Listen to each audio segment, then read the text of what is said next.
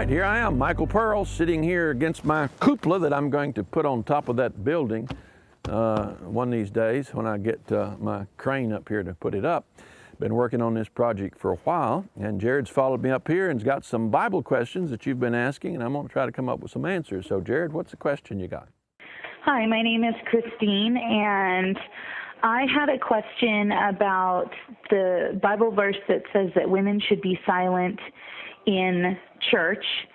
My question is, what does that exactly mean? Does that mean that they should not speak at all, or should only be in fellowship, or is it just pertaining to preaching and teaching in the church? Thank you. Okay, what does that mean? Women should keep silence in the church. If you said to your daughter, I'm talking on the phone, I want you to keep silent in the bathroom. Stop singing, keep silent. And she said, what do you mean by keep silent? Do you mean I can't sing, I can't talk, it means keep silent.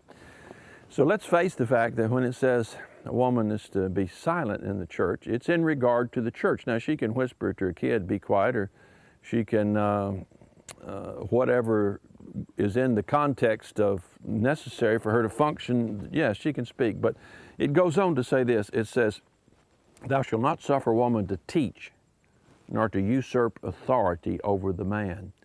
And so the silence is in regard to an exercise of a spiritual gift like prophecy. In other words, a woman shouldn't publicly prophesy.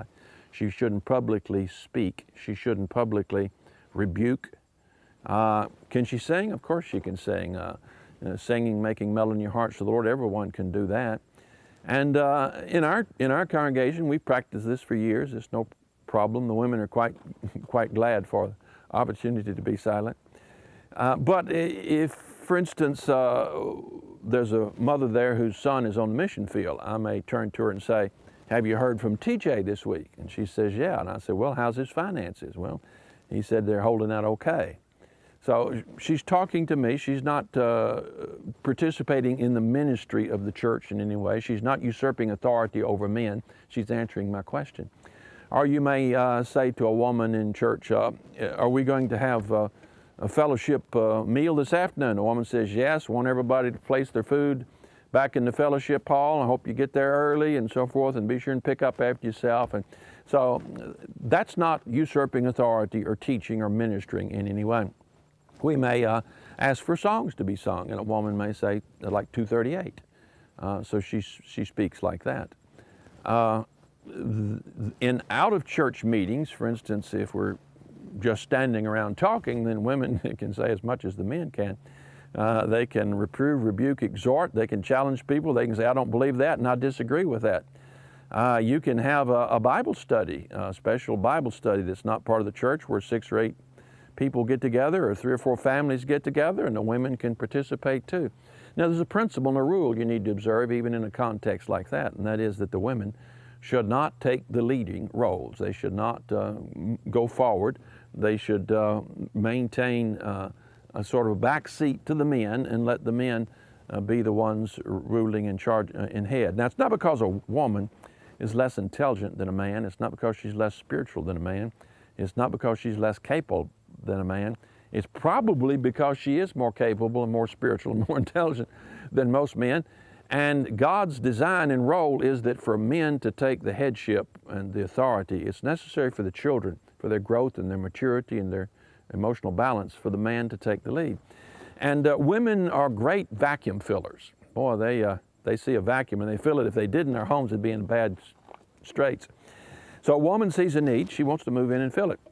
Now, if you have a church meeting that's open for everyone to speak, minister as they choose, men may sit there silent for 2 or 3 minutes and not say anything. They're thinking.